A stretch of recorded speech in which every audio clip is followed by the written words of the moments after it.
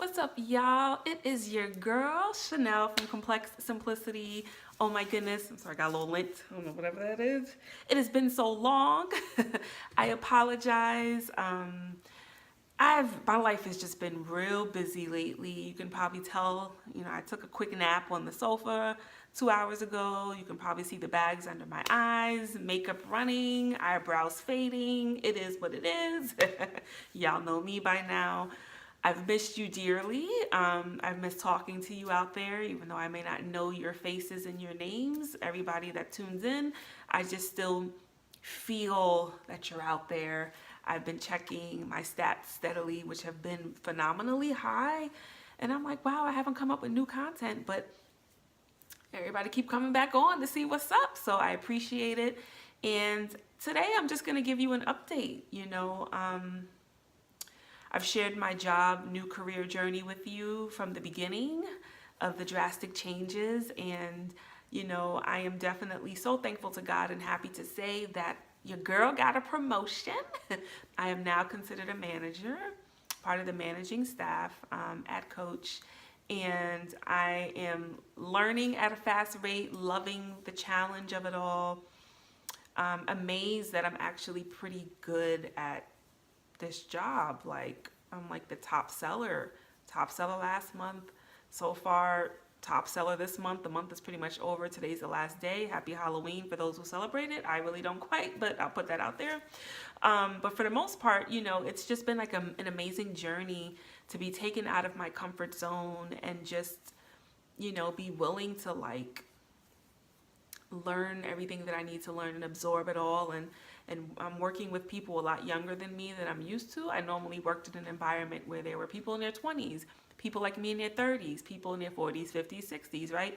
I'm now working in an environment with a lot of 20-year-olds. There's only one other person who's around my age, and she's the main boss, right? The main manager. And so it's just been an interesting ride, and I'm loving every minute of it. I'm still bracing myself because, we all know that with all careers, with all jobs, with all things in life in general, there are always going to be some level of challenges and just hurdles that we have to get over, jump over, mountains to climb. I'm trying to learn and understand the politics of the company, all those kinds of things. And but I'm so thankful to God, and it's just an amazing thing when you're able to truly see that this was all orchestrated by God and this was His plan for me at this time of my life. And I'm just enjoying it. But I'll be 100% honest. My job is intense as far as like the hours that I work. I'm full time now that I've gotten the promotion, and I'm a key holder, which is an amazing thing. Have a lot more responsibilities that are, not just about selling, but also just keeping the business afloat with all the operational factors that go into it. And so I like that it keeps me on my toes, and it has me having to like absorb information at a very quick rate. And I work 9-hour shifts, work most weekends. Sometimes you can work 7-8 days and don't get a day off. Like, it's real. But I know that I'm built for this, and that is really why I haven't been able to like vlog the way I normally would once a week. And I promise you I'm getting back to that. It's been about almost 3 weeks now of my new position, and so I'm understanding what my new normal is. Even my working out took a hit, because my hours are so crazy. And so I'm like, you know what, Chanel, you have to figure it out. Later on today, I'm gonna go for a run before I go in for my afternoon shift to close.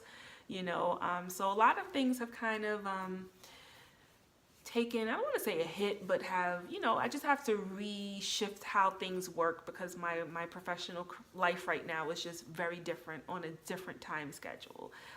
But otherwise, everything is still great. So I'm thriving in my job and loving it. And, I'm loving on my husband. He's so amazing. We made 4 years a couple of weeks ago. Praise be to Jesus, as I always say.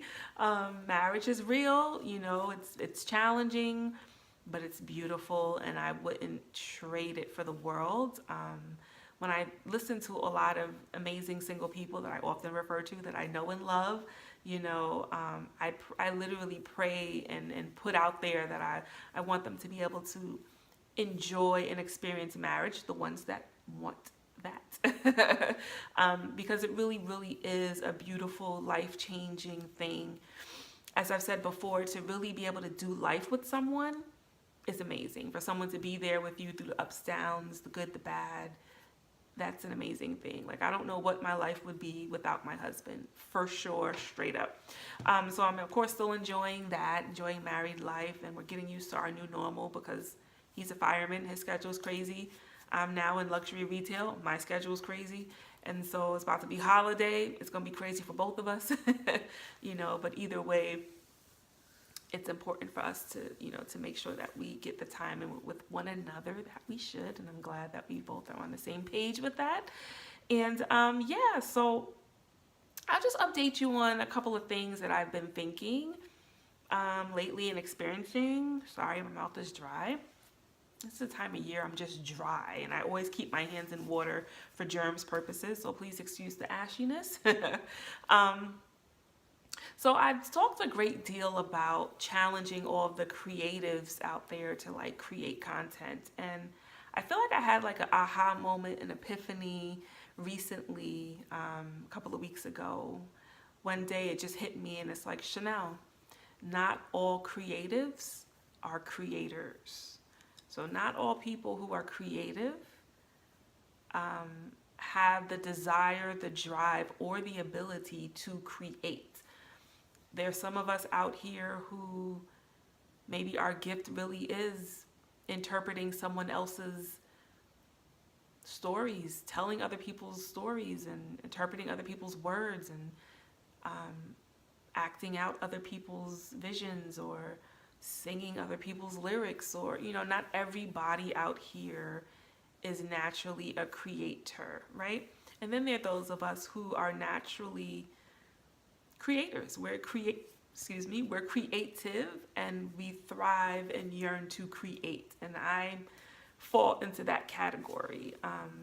I'm not one that probably enjoys living out other people's creations. I'm someone who actually prefers to create my own content, hence complex simplicity and every other project that I've done under this brand I've been building. And so, I even had to kind of tell myself, okay, Chanel, pause, relax, take a break, meaning not everybody, just because you're a creative person who enjoys and yearns and is passionate about creating content, that doesn't mean that that's every creative person's plight in life or their skill set or ability or their passion or drive. Some creatives just want to be creative.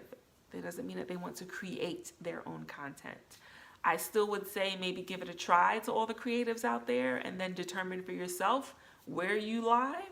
But I definitely was like, note to self. I like when I have these random epiphanies that helps me to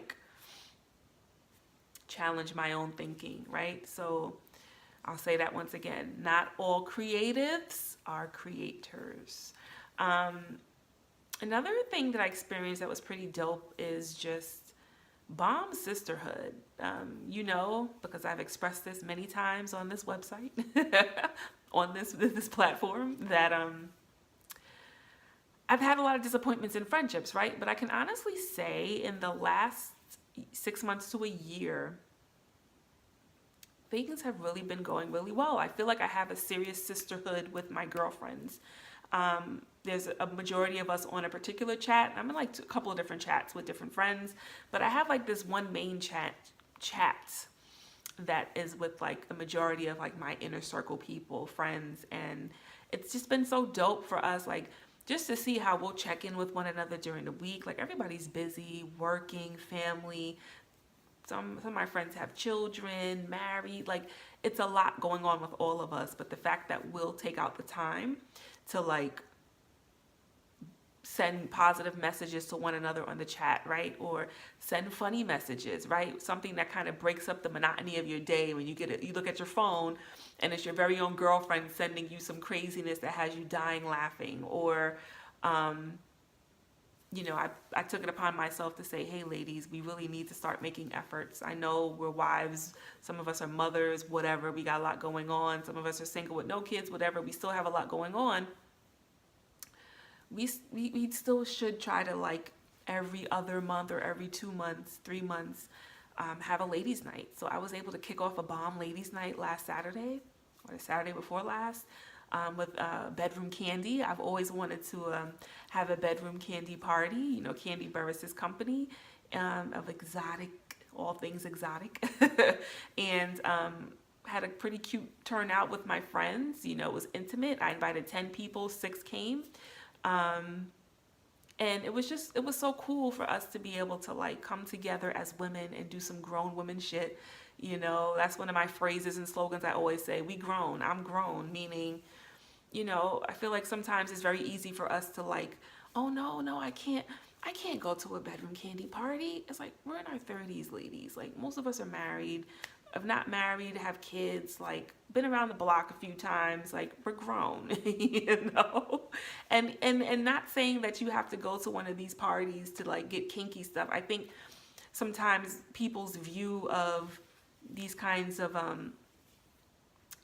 ladies' nights or parties is that it's like this kinky stuff happening, and it's like, oh my goodness, and well, my friends and I were all Christians. Like, I'm thankful. It just so happens that all of my friends, for the most part, were all Christians, and and so that's a whole other topic that I would need to discuss on a different day, with how growing up as a Christian in a Christian home, for some of us, it could really affect how we view sex, or how the lack of education that we get about it, or having all these fairy tale ideas of what it's going to be the first time you have sex with your husband, for those who are saving themselves, or whatever your first encounter in general.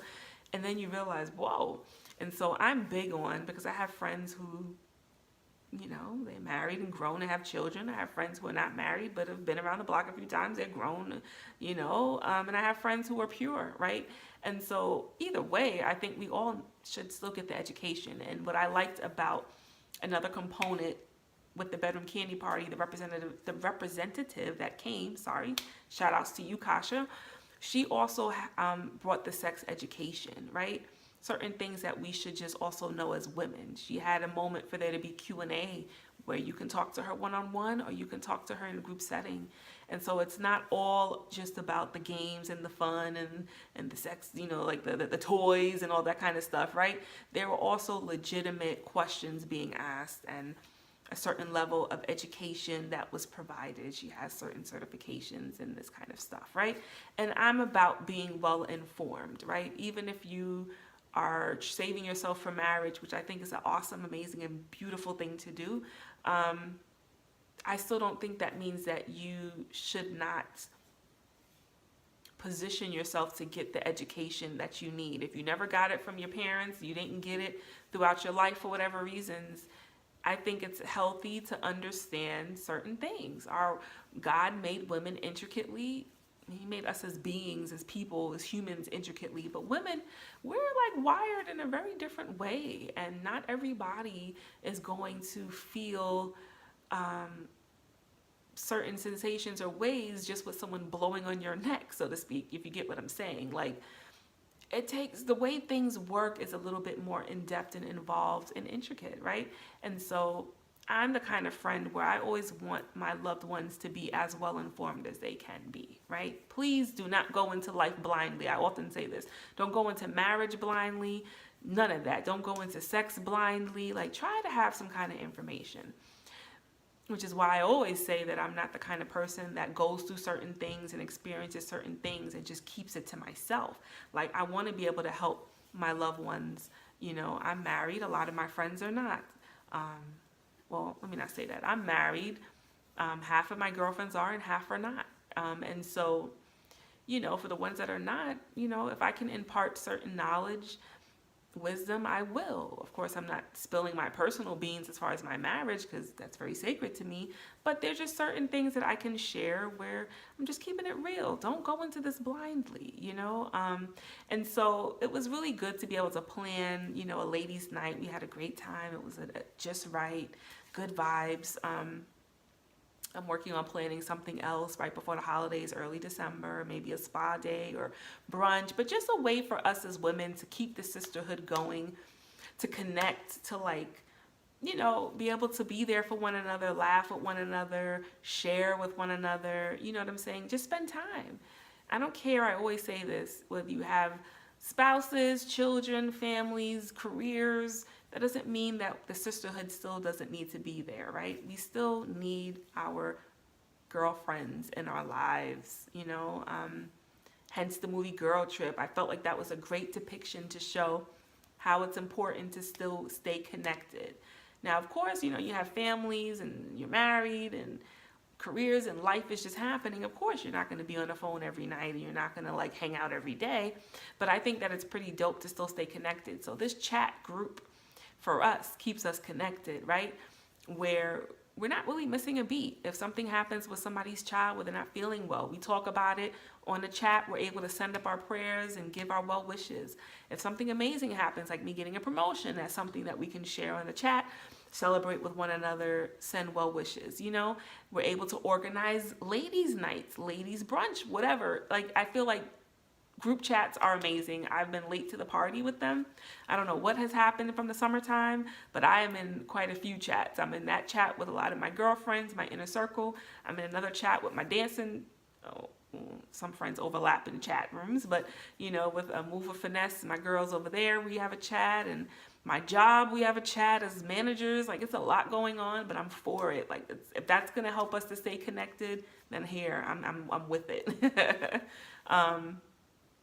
So the sisterhood is so important, and I just want to be able to also share. You know, I've expressed a lot of disappointment and hurt over the years in a lot of my friendships, but just to be able to now look and see, as 2018 is almost over, I cannot believe it, that a lot of my friendships, you know, have improved. You know, we have connected on deeper levels. We're all making more efforts to keep it going. Like, I think that's a beautiful thing. So I don't just want to be on here ranting and raving and expressing my concerns, you know, about things I've gone through in friendships without being able to report back and say, hey, guys, like, things have actually gotten better and organically and naturally. It wasn't, you know, necessarily with me having to like, hello, you know, like nudge, and like things have organically, naturally gotten better. I think a lot of my girls in my inner circle, I think we all have realized that life is hard. We still need each other. You know how in Sex and the City, they're like, we have these guys in our lives, we love them, but we're each other's soulmates, right? And so don't get me wrong, I still feel like my husband's my soulmate, but I also feel like my girlfriends are my soulmates too. You know, there's something that we can be for one another that not even our men or spouses can be for us. You know what I'm saying? So I just wanted to kind of like touch on that. Like, please, y'all, keep the sisterhoods going. We need each other out here. Let's, you know, support one another, as I always say, love on one another, pray for one another, be there for one another. Like, it's what it's about. And I also recently, right before I decided to come on and do this vlog, right, I said one of the chats that I have is with my girlfriends where we do Move with Finesse. And, you know, we always have to have frequent conversations and check-ins and video chats and all kinds of things because, you know, you're mixing friendships with business in some ways. And I know just even in general, aside from my dancer girlfriends or girlfriends who we're doing this whole dance thing with, lately I've been hearing a lot of this term of like achieving a certain level of excellence, right? And I used to kind of probably use that phrase before. I noticed that it's not something that I often use when doing my vlogs and expressing myself and having thought-provoking conversation on complex simplicity. And I had to ask myself why, because I've always, for the most part, agreed with that thought of having and us always striving to be to a certain standard or level of excellence. But what I find interesting is, as a 35-year-old woman, that's never been a premise for me. Like, my premise, or maybe my definition is what I should say, because I do believe in us always, working to do the best that we can in life and to work hard. Like, I'm big on having a strong work ethic. I'm big on discipline. I'm big on consistency. I'm big on these things. So if someone were to ask me what it means to me to have or achieve a certain level of excellence, I will say, oh, well, that's having a strong work ethic. That's being consistent with that work ethic. That's being disciplined and getting the job done. That is starting what you finish. That is, going hard in the paint, so to speak, and doing the best that you can with what you have, right? I feel like my definition of a certain level of excellence and most others or other people's out there, I think all of us, I think what I'm trying to say is all of us have a different interpretation and definition of what it means to have and to achieve a certain level of excellence. I feel like a lot of times when I think of the word excellence, for some reason, the next word that I automatically think of is perfection. And some of you may strongly agree with me. Some of you may be open to hear further what I mean by this, and some of you may agree with me. It brings me back to my last job, right? We all know I was in the social work field for 13 years, yada, yada, yada, yada. Every year, of course, we had to get performance evaluations, or at least we were supposed to. And of course, it's where you look at that last year, and your supervisor would score you. They would assess your timeliness with submitting your paperwork. They would assess your knowledge of your job. They would assess your timeliness with getting to work, your punctuality. They would assess how you work with people, how you work with your clients. Do you understand your job? Like, they would assess a whole myriad of things. I feel like our evaluations were about at least 5 to 7 pages long, and there were just different ratings, and the ratings would be unsatisfactory or poor, needs improvement, satisfactory, good, very good, and excellent. And I was at my job for 13 years, so it's safe to say that I've had a lot of performance evaluations. I only had one excellent rating in my whole time at my job. 90%, 85% of my scores were very good. So very good, if excellent is the highest score, the scores that I would get most of the time were right under that, very good. And I had a couple of goods, more so in my beginning years, or sometimes I feel like if I didn't have a supervisor long enough and one of my directors had to evaluate me to be on the safe side, they'd give me a good, because they knew that I would get the job done, but they weren't really on their job enough to be able to check to see how much I was on my job. So I'm not gonna give her a very good, but I'll give her a good, right? But for the most part, I got very goods. Now, some would say, well, if excellent is one of the ratings that one can get, how come you only got one? Or how come it seemed like many people never got excellent? And that makes you think, things that make you go, right? And I think that a lot of my superiors didn't encourage that staff were rated as excellent with their performance evaluations, because then there's nothing else to work towards, right? That almost means that you do your job perfectly well. There's just nothing, there's no growth needed. And that is very unrealistic in life, right? We're humans, we're full of error. There's always growth that we should be achieving. There's always some level of growth that we need to have within ourselves, right? And so to correlate, if you're following me, when I think of the terminology, working towards a level of excellence, I more so equate it with perfection, which I'm against all things perfection, because it's something that's unachievable. None of us are perfect. Only God is. That's my belief system, right? No one is perfect. No human is perfect. Will never ever be perfect. And so that's probably why it wasn't a natural thing within my own vernacular or vocabulary to use level of excellence as something that I would often say. Because I guess subconsciously and deep down inside, I get what it means, And I used to buy into that theory a lot. But for me, when I think of having a level of excellence, I think, like I said, I think of perfection, and I think of putting your best self forward, right? And yes, we all should strive to be our best selves, but I feel like when you're trying to achieve that certain level of perfection, if you will, we're not putting our true, authentic selves forward, right? Now, maybe I'm reading really, really deep into this, but I just feel like it's a slippery slope. And I thought that it was thought-provoking enough to address, right? Because so even society tells us we should always be achieving excellence, right? Even in my job now, in my former job, like I always wanted to work hard to have the highest score or rating I could have, right? For my own ego, for my own satisfaction. Like, it's just my personality to go hard. Like, I'm a worker. Like, I put my hands to do something, I'm gonna get it done to the best of my ability. But there's a slippery slope with wanting to achieve a certain level of perfection that I think can stand in our way. I feel like, and this is why I always talk about vulnerability, y'all. I always say vulnerability is a sign of strength, and I feel like all the things that have helped me to get to where I am, or to have those wins or positive moments in my life, whether it was matters of the heart and me and my husband dating and getting married, whether it was career, I pretty much always did very well at my last job.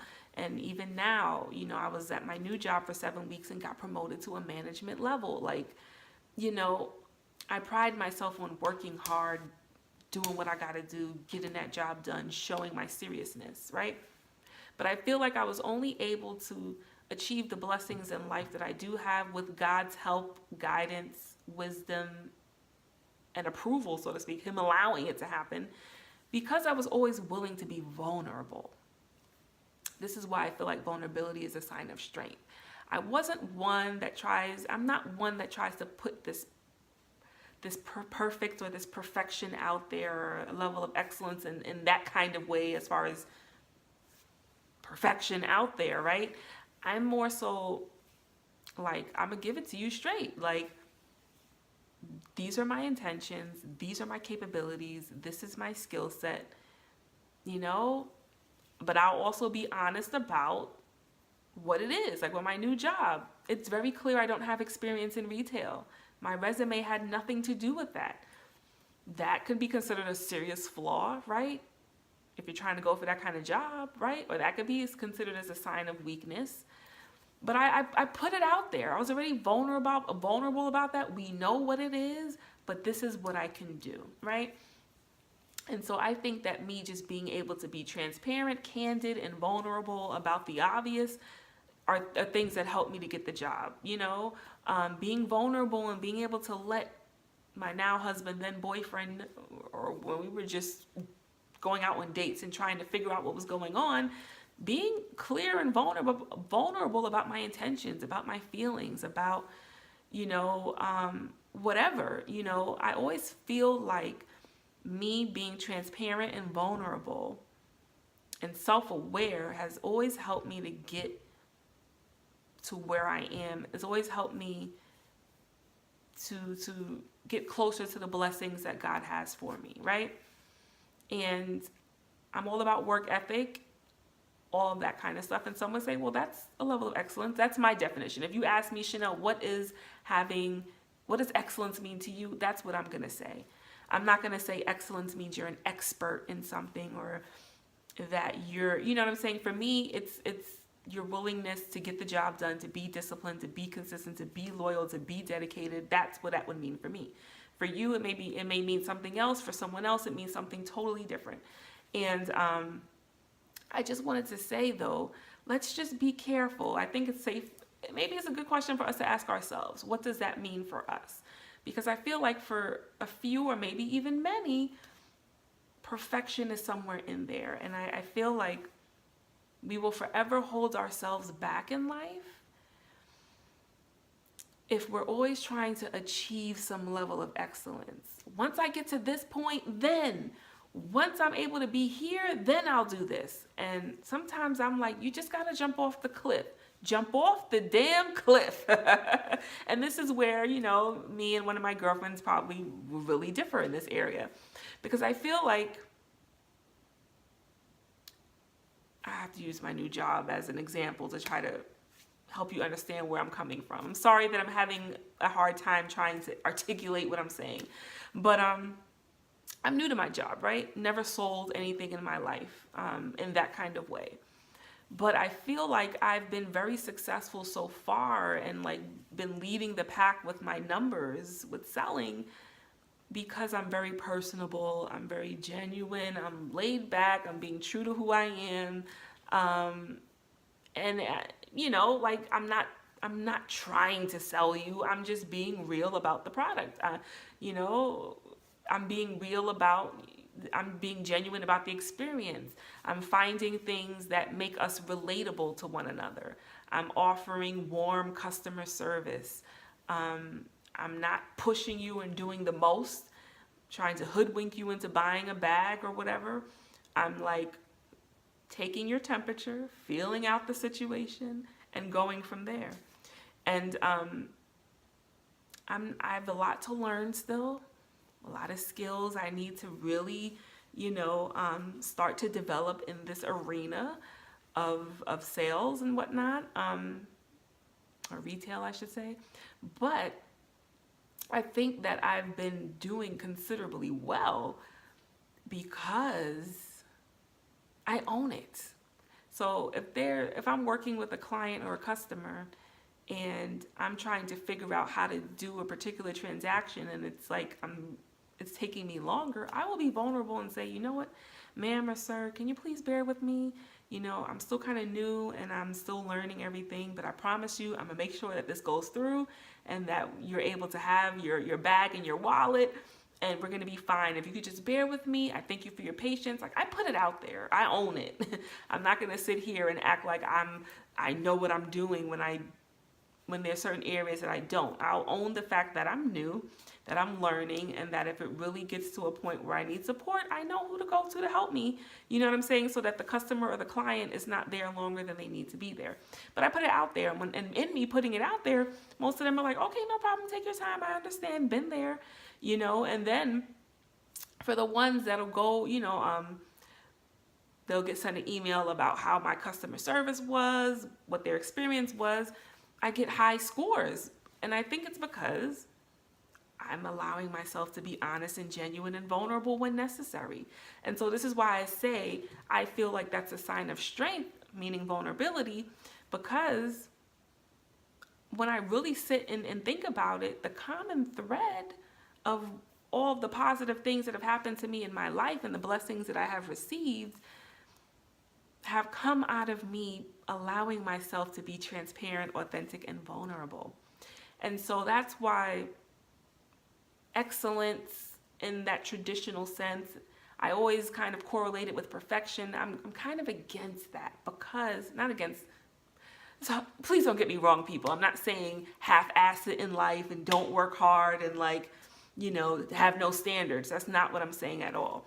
But I just am saying I think there is a gray area, a slippery slope, if you will, when we are constantly trying to achieve this height that almost mirrors perfection.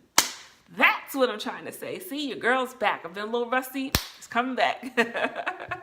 So just be careful, because I feel like there's some of us that will stand in our way and will never grow further or do certain things or just take the leap, because it's always like, no, I'm not there yet. I'm not there yet. I'm not there yet. At some point, you got to jump off the cliff and just see. You got to try. You know what I'm saying? Everything that I have done so far for the past almost, I guess we're at 2.5 years, a little over that, for Complex Simplicity, it has been, I've taken some calculated risk, and some of them have just been straight up risks. Like, it is what it is. Like, sometimes you just have to go for it, work hard, be diligent. And that's another thing I find, some of us are not as, diligent and not dedicated, but not as diligent and disciplined as we should be, as we would need to be to get to that certain level as well, So put in the work. I'm all about rolling up them sleeves and putting in that work, and just really being able to be like, listen, I'm vulnerable all the time. And I know it's something that's easy for me and it's not easy for everyone, but I just want to encourage you, for those who are vulnerable, keep being that way. That doesn't mean overshare. It doesn't mean say way more than what needs to be said. But in moments, it's okay to be like, yeah, that hurt me. Yeah, I like you. Yeah, I think I'm falling in love with you. Yeah, I don't feel confident. I don't feel beautiful. It's okay to be vulnerable. That to me is the place where people can relate. And so that kind of got me to thinking after having a conversation with my dancer girls. Excuse me, my mouth is dry, my lips are dry. See, vulnerability. But I think that's really like what had the wheels turning in my mind. And I'm all about respecting the differences in people and my friends. We don't have to think the same. We don't always have to agree. I get it. It's fine.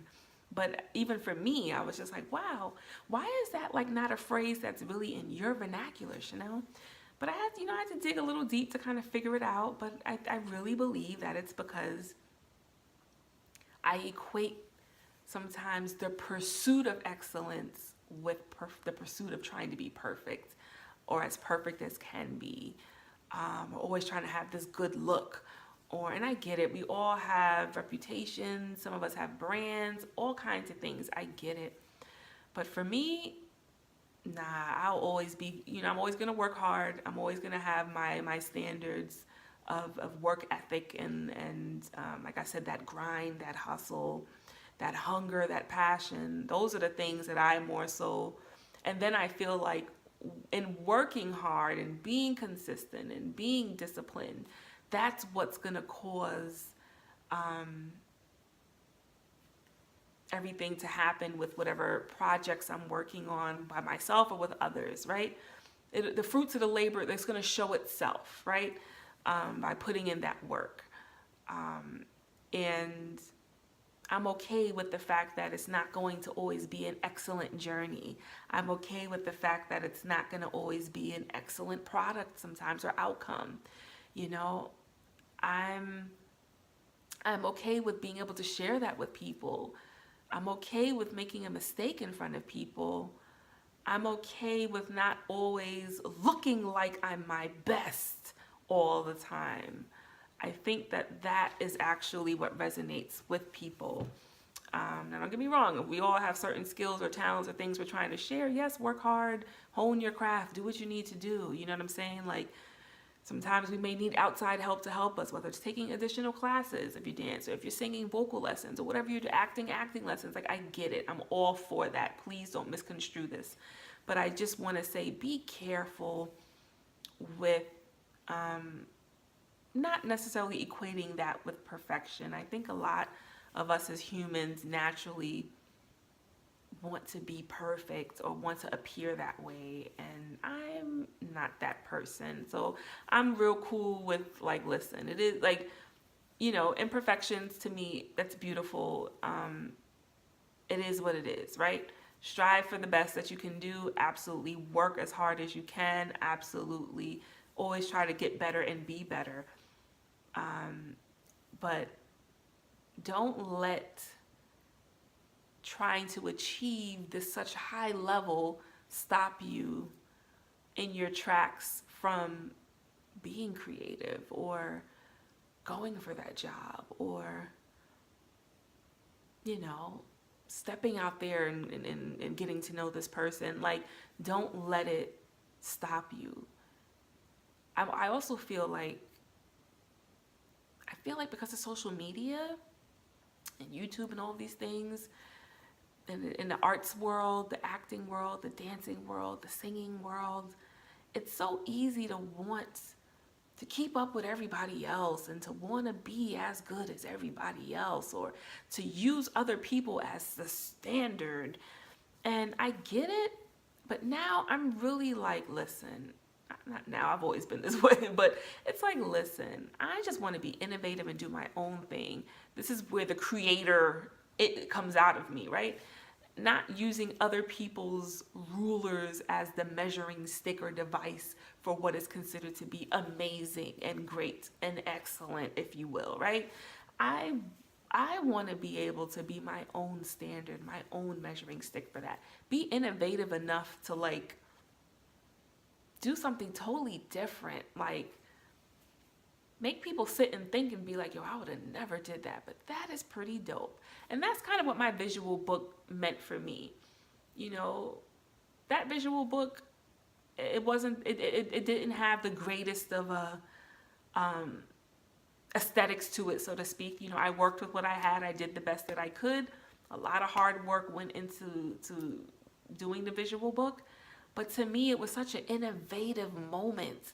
You know, I will always be proud of it. Like, I want to be on that end of it where I'm really out here not letting other people's standards of what is considered to be great and amazing and excellent make me feel like I have to be over here where these people are. I'm about creating my own situations and being my own ruler and measuring stick. You know what I'm saying? Don't worry, I'm always going to make sure that I work hard and I'm diligent and I'm disciplined and I'm dedicated and I'm on it, right? That's just in me. That's who I am. It's how I am orchestrated, right? If you will. But like, you know, I'm tired of it having to be like, I want to keep up with this. And this, you know, something I was sharing with my girls who were trying to do this whole dance thing, right? We have some work to do. It's very clear, you know, it wasn't that easy for us to get on the same page in terms of movements and like being crisp, and we're working on that. And now moving forward, we know what we need to do. But at the same time, I refuse to let anybody else's dance classes, any other big time choreographers out there, no disrespect, all love, respect to them, dictate what I feel we need to do. And that's what I was kind of sharing. Like, let's be innovative. Let's do something totally different that's organic to us. Let's be our own measuring and sticks and rulers for what we're trying to achieve. You know what I'm saying? I'm so over everybody trying to do the same thing, the same way to get to the same place. Let's do our own thing. For me, with classes, I want it to be a great environment where, yes, you can learn dance moves, and yes, the choreography is dope, and yes, we are putting in that work, and it's clear that we're putting in that work, and we're not just like teaching you crap and charging you. You know what I'm saying? Absolutely, that goes without saying, right? I think by now, for people who are familiar with me, it's pretty clear that I'm not out here just like giving shitty work. Like, let's keep it real. You know, I spend a lot of time building and doing whatever it is I'm trying to do. And there are levels that I need to grow to and aesthetics that need to get better. I get it, but I will work with what I have. And I'm not going to let any feelings of not being to this certain level for the look of it all stop me from what I'm trying to do, right? I could have easily been like, you know what? I don't have the right camera. I'm not doing vlogs. Until I get that camera and I start taking classes on how to get this camera working, then I'm gonna start doing vlogs. If that was the case, I would have never started. Like, no. I'm working with what I have. If my iPhone is what it is, my iPhone is what it is. You know what I'm saying? Like, I have great lighting in my house. Granted, it may not be the best of backdrops. Someone has told me that, giving me constructive feedback. I respect it. But I feel like if my content is decent, you'll overlook the fact that my husband's hats are sitting in the back of this video, right? Like, come on. I've never stopped following someone or tuning into their videos because the background wasn't aesthetically pleasing, or because, I don't know, you know, they didn't have makeup on, or because like for me, it's your content that's going to keep me, not all the bells and whistles and all that. There are people who have beautiful social media pages, they have beautiful vlogs, but the content is trash. Like, so for me, I refuse to let other people constantly be the bar.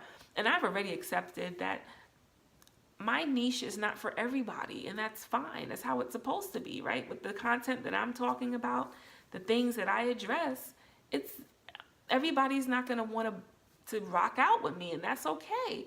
My content is for specific persons, specific people who want to be empowered, who want to learn how to love themselves, who want to acknowledge vulnerabilities and insecurities, who want to build one another up, who have gone through issues in friendships and relationships. You know what I'm saying? Like, it's for specific people, not everybody, And so, yes, eventually, we're going to step it up and do what we need to do as far as getting a good camera and maybe having a little nicer backdrop, even though I feel like my house is beautiful, But at the end of the day, that's not stopping the faithful ones that are constantly on my website. That ain't stopping y'all from rocking out with me and hearing what it is I have to say, So just let's be careful to not hold ourselves back because we're always trying to achieve this level of perfection, which I don't always correlate it with excellence, but with what I'm kind of referring to today, that level where it can hold you back. You know what I'm saying? Like, yes, hone in on your crafts. Yes, do what you got to do to get better, but at some point you gotta take the leap and just go for it, right? It's almost like, I'm not a parent yet. I would love to be, but that's almost like me saying, oh, no, I got to take all these parenting classes before I become a parent, which for some may be a good thing to do, whatever. Or no, I got to make sure I have exactly $250,000 in the bank before I start having a baby.